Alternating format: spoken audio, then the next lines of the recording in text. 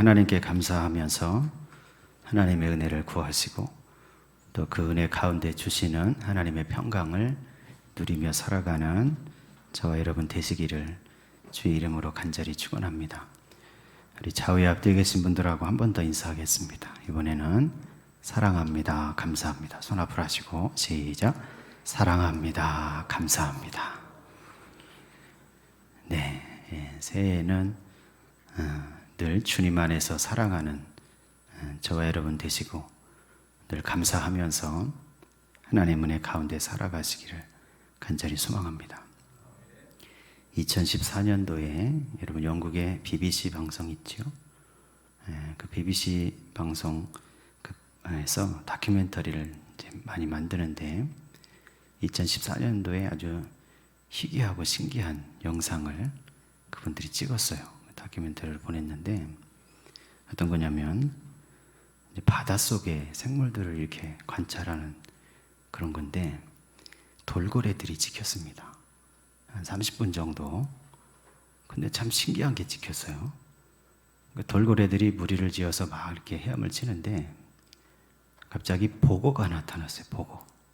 보고 아시죠? 보고가 나타났는데 돌고래 한 마리가 보고에게 막 돌진하더니 보고를 입으로 꽉 물었어요. 근데 물어서 죽이는 게 아니고 삼키는 것도 아니고 그걸 물고 막 장난을 치는 거예요. 한참을 그러다가 옆에 있는 돌고래에게 탁 토스합니다. 그 돌고래도 보고를 탁 물어서 같이 막 노는 거예요. 그러다가 또 옆에 돌고래가 또 그걸 물고 이게 왜 그러나 연구를 하다가 한 생물학자가 이렇게 예견을 했습니다. 테트라도독신이라는 보고에 독이 나오죠. 이건 사람에겐 치명적인데 돌고래는 그 보고를 살짝 물으면서 그 독을 흡입한다는 거예요. 조금씩. 그래서 일종의 그 독을 통해서 환각을 느낀다는 겁니다. 이론이에요. 어떤 사람은 그냥 장난이다 이렇게 말하는 사람이 있는데 그 돌고래들이 그렇게 한다는 거예요. 그래서 보고의 독을 가지고 마비되는 것 같으면서도 좀 환각을 일으키는 그런 것들을 이 돌고래들이 즐기더라는 거예요. 그거를. 그리고 여러분 1974년도에 인도에서는 이런 일이 있었습니다. 코끼리 150마리가 인도에 있는 큰 양조장을 습격합니다. 왜 습격했냐면 그 양조장에 있는 술을 마시려고. 실화예요. 150마리가 술이 취했으니 어떻게 됐겠어요? 다 그물이 무너지고 실제로 5명이 죽었습니다. 그런가 했더니 시베리아에 사는 술록들도 환각을 일으키는 버섯을 즐겨서 먹는답니다. 여러분 호주에 가면 캥거루들이 있죠. 이 캥거루하고 비슷한 왈라비라는 동물이 있어요. 근데 이 왈라비들도 야생에 있는 양귀비를 좋아해서 가끔씩 그걸 뜯어먹는다는 거예요. 동물들도 환각을 일으키고 뭔가 거기에서 기쁨과 쾌락을 느끼는 그런 중독에 빠질 때가 있다는 겁니다. 사람들은 어떻습니까? 훨씬 더 그렇죠. 얼마 전에 뉴스가 나왔죠. 며칠 전에 필로폰을 900억 원 정도 되는 필로폰을 자전거 프레임 속에 넣어서 밀반입하려고 하다가 걸렸죠. 무슨 말씀을 드리려고 하냐면 여러분 우리가 신앙생활을 하면서 또 성도로 살아가면서 이 땅을 살아갈 때 여러분 중독되지 않도록 조심해야 됩니다. 이게 뭐가 됐든 마약은 물론이지만 알코올이 됐든 니코틴이 됐든 또는 게임하는 게 됐든 또는 인터넷이 됐든 여러분 중독에 빠지지 않도록 주의하는 한 해가 되시길 원합니다. 왜 그게 중요합니까? 왜 중독되지 않는 게 중요합니까? 이게 잘못하면 자기 인생을 피폐하게 하고 자기 인생이 파탄의 지경에 이르게 하기 때문이지요. 2018년도에 영락교회를 은퇴하신 우리 이철신 목사님이라고 계십니다. 지금 원로 목사님으로 계시죠, 그 교회에.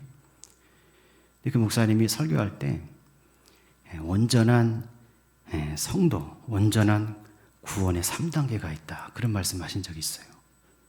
첫 번째가 뭐냐면 거듭남입니다. 거듭남. 예수를 믿고 하나님 은혜 가운데서 내가 거듭남 구원의 확신을 가지는 거죠.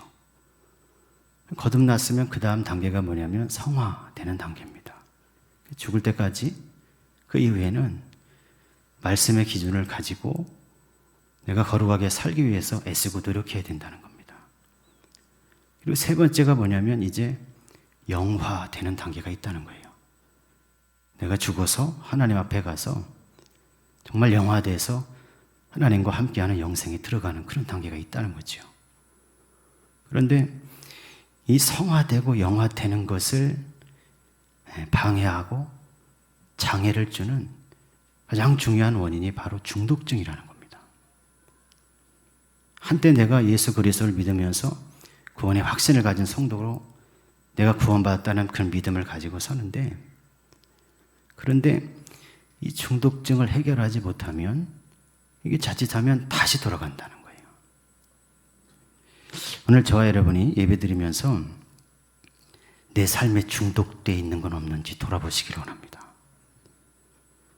예수 그리스도의 피로 저와 여러분이 성별돼서 구원받은 성도로 살아갈 때 우리 인생이 모든 잘못된 중독증에서 놓이고, 우리는 세상의 것에 중독되는 게 아니라 하나님 말씀에 붙들려서 성령에 사로잡혀서 예수 그리스도의 뜻을 이루면서 저와 여러분이 성화된 성도로 살아가시기를 간절히 소망합니다. 오늘 말씀 출애굽기 29장에 여러분 19절에서 21절 말씀을 읽었는데, 지금 아론과 그의 아들들을 이스라엘의 제사장으로 성별하는 그 위임 예식을 진행하는 중입니다. 이스라엘 백성들에게 하나님께서 출애굽기 24장에 모세를 통해서 하나님과 이스라엘 사이의 언약을 맺으셨죠. 계약식을 진행하십니다. 그리고 25장부터 27장까지 말씀에는 성막을 만들어라 그러면서 그 성막에 들어가는 여러 가지 것들을 다 설명하시고 보여준 대로 만들어라고 말씀하시죠. 그리고 나서 28장을 읽어보면 거기에 제사장이 입을 옷, 거룩한 옷을 어떻게 만들지를 세세하게 설명하십니다. 그리고 나서 29장에 들어와서 이제 제사장의 위임식을 진행하는 겁니다. 근데 그때 소 한 마리를 가져오고 그 다음에 흠없는 어린 양 2마리를 가져옵니다. 소 한 마리로는 속죄제를 드리는 겁니다. 그러니까 제사장들에게, 아론과 아들들에게 제사의 거룩한 직무를 맡기기 전에 그들의 모든 허물과 죄와 이런 것들을 속죄의 제사를 통해서 다 속하는 거죠. 그리고 나서 순양 2마리 중에 1마리를 가져다가 번제로 드립니다. 번제는 헌신을 얘기하는 거죠. 이 직분을 위해서 이제 일평생 헌신을 하겠다는 것을 다짐하는 겁니다. 그리고 나서 세 번째 다른 순양을 가지고 와서 이제 그 순양의 피를 가지고 이스라엘의 제사장이 되는 아론과 그 아들들을 거룩하게 성별하는 겁니다. 오늘 말씀에 보니까 그렇게 돼 있어요. 오늘 그 말씀 여러분 19장에서 21절을 다시 한번 읽어보겠습니다. 어떻게 성별하는지. 너는 다른 순양을 택하고 아론과 그 아들들은 그 순양의 머리 위에 안수할지며 너는 그 순양을 잡고 그것의 피를 가져다가 아론의 오른쪽 귓부리와 그의 아들들의 오른쪽 귓부리에 바르고 그 오른손 엄지와 오른발 엄지에 바르고 그 피를 제단 주위에 뿌리고 제단 위에 피와 관유를 가져다가 아론과 그의 옷과 그의 아들들과 그의 아들들의 옷에 뿌리라. 그와 그의 옷과 그의 아들들과 그의 아들들의 옷이 거룩하리라. 아멘. 세 번째 가져온 그 순양을 가지고 그 피를 받아다가 피를 가지고 아론과 그 아들들의 오른쪽 귓부리에 바르고 오른손 엄지에 바르고 오른발 엄지에 바른다는 겁니다. 그리고 관유와 함께 그 피를 그들이 입을 제사장의 옷 위에 뿌려서 그들과 그들의 직무를 거룩하게 성별하는 예식을 진행하라는 거죠. 왜 이 피로 합니까? 흠없는 제물의 피가 죄를 사하고 성결하게 하는 효력을 발생한다고 하나님께서 말씀하셨기 때문이에요. 오늘 저와 여러분도 성별되는 성도가 되시기를 원합니다. 지난주에 말씀드렸죠. 우리는 어떻게 성별됩니까? 동물의 피가 아니고 제물의 피가 아닙니다. 예수 그리스도의 보혈로 성별되는 거죠. 오늘 저와 여러분 예배 드릴 때, 기도할 때 예수 그리스도의 그 성별하시는 보혈의 피가 발라지고 뿌려지고 씻겨지는 성도 되시기를 간절히 원합니다. 히브리서 9장이 있다고 말씀드렸어요. 여러분 히브리서 9장을 잘 읽어보셔야 됩니다. 묵상하면서 읽어봐야 돼요. 왜 그러냐면 왜 예수 그리스도의 피가 나를 사하는지, 왜 예수 그리스도께서 돌아가셨는지, 여러분 그것을 그 말씀 안에서 다 설명해 주기 때문이지요. 특별히 저는 9장 말씀을 읽다가 굉장히 놀란 부분이 있습니다. 히브리서 9장에 27절, 28절에 있는 말씀인데 제가 한번 읽어보겠습니다. 한번 죽는 것은 사람에게 정해진 것이요 그 후에는 심판이 있으리니 이와 같이 그리스도도 많은 사람의 죄를 담당하시려고 단번에 들이신 바 되셨고 구원에 이르게 하기 위하여 죄와 상관없이 자기를 바라는 자들에게 두 번째 나타나시리라. 아멘. 히브리서 9장 27절 28절에 사람은 한 번 죽는 것이 정해져 있다. 그 뒤에는 심판이 있는데 그때 예수 그리스도께서 그 심판 때 구원에 이르게 하기 위해서 이제 다시 오실 거라는 겁니다. 근데 28절에 뭐라고 얘기하냐면 많은 사람의 죄를 담당하시기 위해서 예수 그리스도께서 첫 번째 오셔서 그 죄를 담당하셨다는 겁니다. 단번에 자기 몸을 제물로 드려서 흠없는 그 제물이 되셔서 그 피를 통해서 그를 믿는 자들에게 그들의 모든 것을 성별하게 하고 그들의 모든 것을 거룩하게 하고 그들의 모든 죄와 허물을 용서하시기 위해서 첫 번째 오셨다는 거예요. 근데 두 번째 오시는데 누구에게 오시냐면 이 두 번째는 그리스도께서 죄와 상관없이 오신다는 겁니다. 이 두 번째는 구원을 이루시기 위해서 오시는데 누구에게 오시냐면 또 죄와 상관없이 자기를 바라는 자들에게 오신다는 거예요. 오늘 저와 여러분에게 예수 그리스도께서 찾아오시기를 원합니다. 그러려면 어떻게 해야 됩니까? 우리가 죄와 상관없는 자로 성별되어야 됩니다. 예수 그리스도께서 죄와 상관없이 오셔요. 두 번째 오실 때는. 왜냐하면 첫 번째 오셔서 십자가에 돌아가심으로 모든 죄의 문제를 해결하는 길을 열으셨기 때문에 이제는 그 사실을 믿고 그 예수 그리스도의 보혈의 피에 씻겨진 자가 되면 믿음 안에서 예수 그리스도를 고백하면서 그리스도의 보혈의 피가 발라지고 그 보혈의 피가 뿌려진 성도가 되면 그는 역시 죄와 상관없는 자가 된다는 겁니다. 그래서 그에게 예수께서 다시 찾아오신다는 거예요. 바라기는 저와 여러분에게 예수 그리스도께서 두 번째 나타나게 되시기를 원합니다. 여러분 그러려면 내가 예수 그리스도의 피에 발라지고 뿌려지고 씻겨지는 성도가 되어야 할 줄로 믿습니다. 근데 우리가 어떻게 성별하게 됩니까? 어떻게 거룩하게 됩니까? 어떻게 죄를 사하게 됩니까? 여러분 내 힘으로는 안 되죠. 예수 그리스도를 믿는 믿음으로 가능한 거죠. 시편 51편 10절 말씀에 보니까 다윗이 회개하는 기도가 나와요. 거기 뭐라고 돼 있냐면 하나님이여 내 속에 정한 마음을 창조하시고 내 안에 정직한 영을 새롭게 하소서 이렇게 돼 있어요. 근데 시편 51편을 다윗이 왜 썼냐면 여러분 잘 아시듯이 다윗이 왕이 됐을 때 죄를 범합니다. 아주 심각한 죄를 범하죠.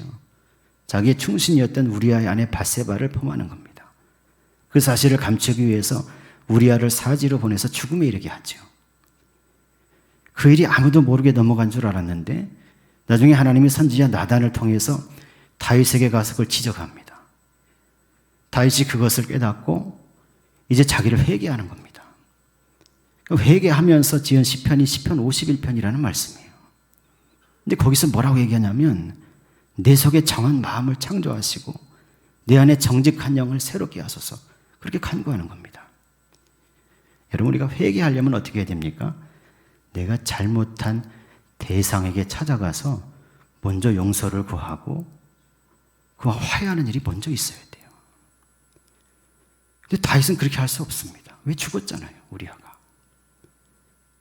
그 속에 자기가 회개할 때 이미 우리아는 죽었어요. 어떻게 할 수 없습니다. 그러니까 하나님만 막 매달리면서 기도하는 겁니다. 내 속에 정한 마음을 창조해 주십시오. 하나님, 내가 잘못했어요. 내 정직한 영을 새롭게 해 주십시오. 하나님께 구하는 거예요. 여러분, 이 말씀을 통해서 우리가 깨달아야 되는 게 있는데 뭐냐면 내 죄를 내가 어떻게 할 수 없다는 겁니다. 나 스스로를 내가 성결하게 할 수 없다는 거예요. 다윗은 그것을 깨닫고 하나님이 나에게 역사하셔서 하나님이 이 불쌍한 영혼을, 심령을 만져주셔서 내 속에 정한 마음과 정직한 영을 새롭게 해 주옵소서. 여러분, 그렇게 간구했다는 말씀이에요. 오늘 저와 여러분들도 하나님의 정결하게 성결하게 하시는 그 은혜의 손길과 역사를 구하는 성도 되시기를 원합니다. 말씀드린 것처럼 우리는 어떻게 성결하게 됩니까? 예수 그리스도의 보혈로 가능하죠. 하나님이 이루시는 역사 속에, 구원의 역사 속에 대속의 제물로 오신 예수 그리스도, 십자가에 돌아가심으로 나의 모든 죄와 허물을 사하신 예수 그리스도, 그분을 믿는 믿음 가운데 붙들 때, 그때 예수 그리스도 십자가 보혈의 역사가 저와 여러분에게 임하게 될 줄로 믿습니다. 오늘 찬송가 258장 샘물과 같은 보혈은 불렀는데, 여러분, 그 찬송을 지은 사람이 윌리엄 카우퍼라는 사람입니다. 이 윌리엄 카우퍼라는 사람은 원래 변호사가 되려고 했습니다. 법을 공부해서 변호사가 되려고 했는데 몸도 허약하고 성격도 소심한 사람이었어요. 변호사가 돼서 이제 영국 의사당에서 중요한 사건을 맡게 됐습니다. 너무 그게 스트레스가 심했어요. 도중에 이 사람이 실신에 쓰러집니다. 완전히 망쳐버린 거예요, 그거를. 그 이후로 이 사람은 자기 인생이 막 망가지기 시작해요. 정신착란 증세까지 보이고 자기 스스로 자기를 막 학대합니다. 나는 더럽고 나는 무가치한 존재다. 나는 구원받을 수 없는 영혼이다. 그렇게 자기를 막 학대하면서 정신병원에까지 입원했고 자살하려고 막 시도도 했고, 근데 그러다가 복음을 전하는 사람들을 만나게 돼요. 복음을 듣고 말씀을 듣고 기도하다가 예수 그리스도께서 자기의 죄를 담당하셔서 십자가에 달려 돌아가심으로 더럽고 추한 무기력한 무약한 그런 자기 자신을 구원에 이르게 하셨다 하는 사실을 깨닫게 되는 거예요. 그러면서 스가랴서 13장 1절을 읽다가 놀라운 사실을 깨닫게 됩니다. 스가랴서 13장 1절에 그날의 죄와 더러움을 씻는 셈이 다윗의 족속과 예루살렘 주민들을 위하여 열리리라, 이렇게 되어 있어요. 카우퍼가 그 말씀을 읽는데 바로 그 죄와 더러움을 씻는 셈이 예수 그리스도의 보혈이라는 사실을 깨닫게 된 겁니다. 그리고 나서 찬송을 지었는데 그 찬송이 오늘 불렀던 258장 샘물과 같은 보혈이라는 찬송이에요. 카우퍼는 예수 그리스도의 보혈의 그 셈에 자기의 죄를 씻어야 된다는 겁니다. 자기의 허물과 나약한 것과 자기의 모든 죄된 것을 그 예수 그리스도의 샘솟게 하는 그 피 권세 아래 다 내려놓고 씻김 받는 성도가 되어야 한다는 거죠. 그래서 일평생 그 하나님의 은혜, 그리스도의 은혜를 찬송하며 살아가는 성도가 되어야 한다는 겁니다.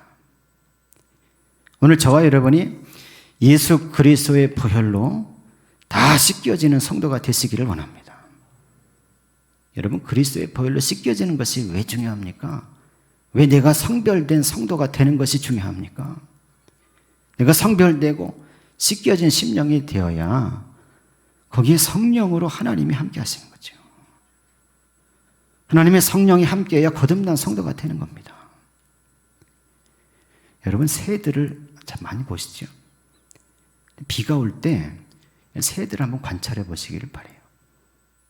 그 새들을 가만히 보고 있으면 빗방울이 자기 깃털에 떨어질 때 옆으로 튕겨나갑니다. 비가 많이 오면 겉에는 젖지만 속에는 빗물이 들어가질 않아요. 왜 그런 줄 아십니까? 새들이 앉아서 자기 부리로 계속해서 깃털을 다듬는 걸 보시죠. 그때 뭘 하냐면 날개 밑에, 배 밑에 기름샘이 있답니다. 그 날개 밑에 고여있는 기름을 찍어서 계속해서 자기 털에 바르는 거예요. 비가 아무리 내려도 겉에는 젖을 줄 모르나 속으로는 스며들지가 않아요. 왜? 기름이 발라져 있으니까. 이런 무리를 헤엄치는 오리를 한번 보십시오. 아무리 헤엄쳐도 물에 빠지지 않아요. 신기하잖아요. 왜 그렇습니까? 우리도 마찬가지예요. 자기 배 밑에 기름샘이 있답니다. 늘 그걸 찍어서 자기 깃털에 바르는 겁니다. 기름이 깃털에 발라져 있으니까 절대 물 위에 있어도 빠지질 않는 겁니다. 여러분, 저와 여러분이 성별되고 저와 여러분이 예수 그리스도의 보혈로 씻겨진 심령이 돼서 그 심령에 성령의 기름 부어주시는 역사가 있어야 할 줄로 믿습니다. 그런 성도가 되면 비가 아무리 와도 젖질 않아요. 아무리 험난한 물결 가운데서도 빠지질 않습니다. 여러분, 그 은총과 그 은혜의 역사가 오늘 예배 드리시고 새해를 열어가는 저와 여러분의 심령과 인생과 생활 속에도 있게 되시기를 간절히 소망합니다. 우리가 성령으로 말미암아서 거듭난 성도가 돼서 그래서 이제는 믿음의 행위를 가진 성도로 살아가시기를 원합니다. 예수 그리스도를 믿으면서 그 믿음의 말씀을 내가 듣고 그 말씀을 기준 삼아서 내 인생에 적용하면서 살아가는 성도가 되어야 한다는 겁니다. 그리스도의 보혈로 씻겨지고 성별된 성도는 그 심령에 성령을 통해서 하나님 함께 하심으로 어떤 환난과 역경에도 빠지지 않고 젖지 않고 그 인생을 살아갈 때 이제는 거듭난 성도로서 말씀을 몸으로 실천하며 살아가는 성도가 되어야 한다는 거예요. 그런 성도에게 예수 그리스도께서 죄와 상관없이 오셔서 그런 성도에게 두 번째 나타나시고 그에게 구원의 은총과 은혜의 역사를 베풀어 주신다는 말씀입니다. 여러분, 인도네시아에 사디만이라는 사람이 있어요. 사디만. 나이가 좀 많으신 분입니다. 이분이 뭐 하신 분이냐면 24년 동안 나무를 심은 분이에요. 나무. 이게 반얀 나무라는 나무를 심었는데 왜 그랬냐면 자기 마을에 산불이 나서 불이 다 타버렸습니다. 온 동네 마을이 다 타버려서 메마르고 황폐하게 된 거예요. 사람들은 한탄하고 주저앉아 있는데 이 사디만이라는 사람은 이 불타버린 황무한 우리 마을을 자기가 살리겠다는 겁니다. 어떻게 살리냐면 나무를 심어서 24년 동안 반얀나무를 심었는데 250헥타르 면적으로 따져보니까 여의도보다 조금 작은 면적이에요. 거기에 11,000그루의 나무를 심습니다. 24년 지나더니 어떻게 됐냐면 황폐한 황무지 같은 마을이 완전한 숲풀이 이루어지고 거기 숲풀이 이루어지고 나무들이 많으니까 어떻게 됩니까? 물이 흐르기 시작하는 거예요. 지금은 원래는 황폐해서 농사를 지을 수가 없었대요. 그때는. 근데 20년 정도가 지나니까 물이 흐르기 시작하고 물이 넉넉하니까 1년에 3번 거둔답니다. 풍요한 마을이 된 거예요. 매일매일 나무를 심었답니다.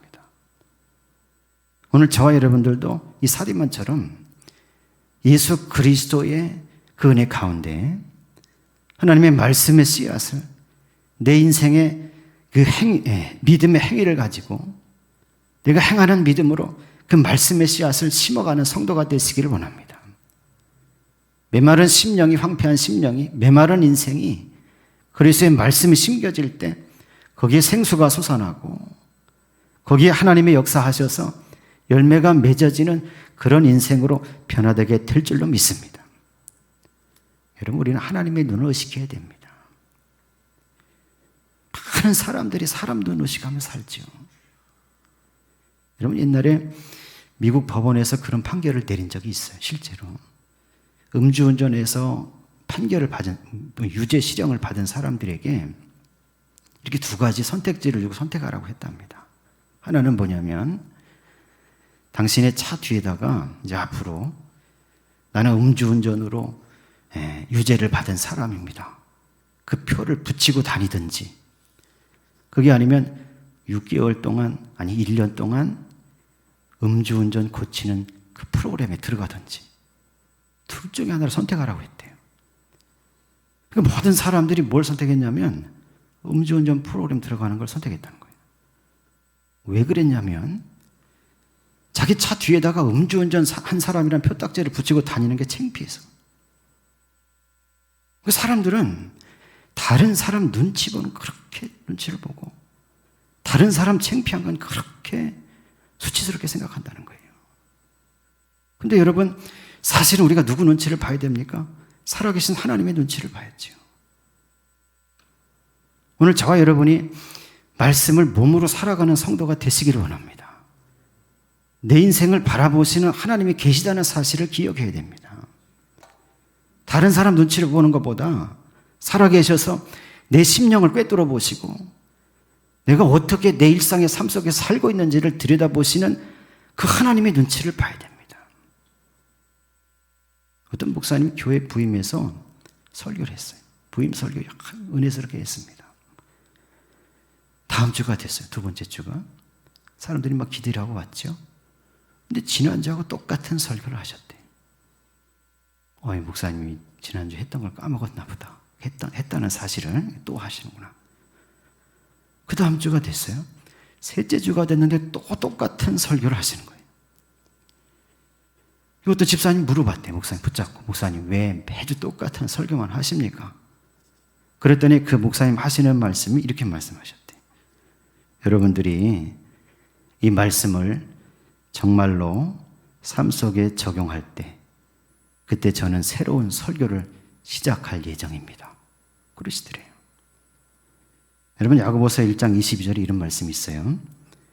너희는 도를 행하는 자가 되고 듣기만 하여 자신을 속이는 자가 되지 말라. 저와 여러분은 하나님의 말씀을 내 삶으로 적용해서 실천해서 살아가는 성도 되시기 원합니다. 그 사람들이 성별된 성도입니다. 진정으로 예수 그리스도의 보혈에 씻겨진 성도, 그리스도의 피가 발라지고 뿌려지고 그 피로 죄 씻음을 받은 성도는 듣기만 해서 자기를 속이는 자가 아니에요. 하나님의 말씀을 삶에 적용해서 그 말씀이 열매 맺게 하는 성도. 여러분, 2023년 한 해는 저와 여러분이 말씀의 열매를 맺어가는 성도 되시기 원합니다. 교회에서도 말씀의 열매를 맺으셔야 됩니다. 여러분, 가정에서도 말씀의 열매를 맺어야 됩니다. 내가 살아가는 삶의 공간에서, 나의 직장에서도 내가 예수 믿기 때문에 그 직장에 열매가 맺히는 일이 있게 되시기를 원합니다. 오늘 믿음으로 예배하는 저와 여러분에게 예수님께서 하셨던 이 말씀, 마태복음 7장에 있는 말씀이 새겨지게 되셨으면 좋겠어요. 마태복음 7장에 예수님께서 믿음의 행위가 있어야 된다, 실천하는 믿음이 되어야 된다, 그런 말씀하시면서 세 가지를 말씀하시는데, 사람을 보아 알 때 뭘로 아느냐? 열매로 안다고 말씀하셔요. 너희는 그 열매를 보고 그들을 알아야 된다. 가시나무에서 어떻게 포도를 따고 엉겅퀴에서 어떻게 무화과를 딸 수 있느냐? 좋은 나무는 좋은 열매를 맺고 나쁜 나무는 나쁜 열매를 맺는다. 열매로 사람을 안다는 거예요, 예수님께서. 두 번째는 뭐냐면, 나더러 주여 주여 하는 자마다 다 천국에 들어갈 것이 아니요 하늘에 계신 내 아버지의 뜻을 행하는 사람이라야 들어간다. 세 번째는 뭐라고 하셨냐면, 그러므로 내 말을 듣고 그대로 행하는 사람은 반석 위에다가 자기 집을 지은 슬기로운 사람과 같다고 할 것이다. 오늘 저와 여러분이 반석 위에 자기 집을 지으시기를 원합니다. 예수께서 말씀하신 것처럼 그리스도의 보혈의 피에 씻겨진 성도가 되시고, 그 보혈의 피가 발라져서 거룩하게 성별된 성도가 되시고, 그때 성령께서 함께 하셔서 하나님과 동행하는 인생을 살아가시고, 그리고 이제는 거듭난 성도로서 하나님의 말씀을 몸으로 살아갈 때, 그때 그 삶을 통해서 하나님 맺으시는 그 귀한 열매, 그 삶의 믿음의 행실, 믿음의 행위를 통해서 넓혀지는 하나님의 나라, 그 나라를 이루어가는 저와 여러분 인생이 되시기를 간절히 소망합니다. 그래서 이제는 하나님의 나라가 내 가정 가운데 이루어지고, 내 교회 가운데 이루어지고, 내 직장 가운데도 하나님의 나라가 이루어져서 이 땅에서부터 그 하나님의 나라, 하나님의 평강을 저와 여러분이 누리며 살아가는 복받은 성도님들이 다 되시기를 간절히 소망합니다. 시간에 믿음으로 기도할 때 성령께서 역사하시고, 그래서 저와 여러분이 성별된 성도로 하나님의 나라를 누리며 살아가는 복받은 성도님들이 다 되시기를 예수 그리스도의 이름으로 간절히 축원합니다.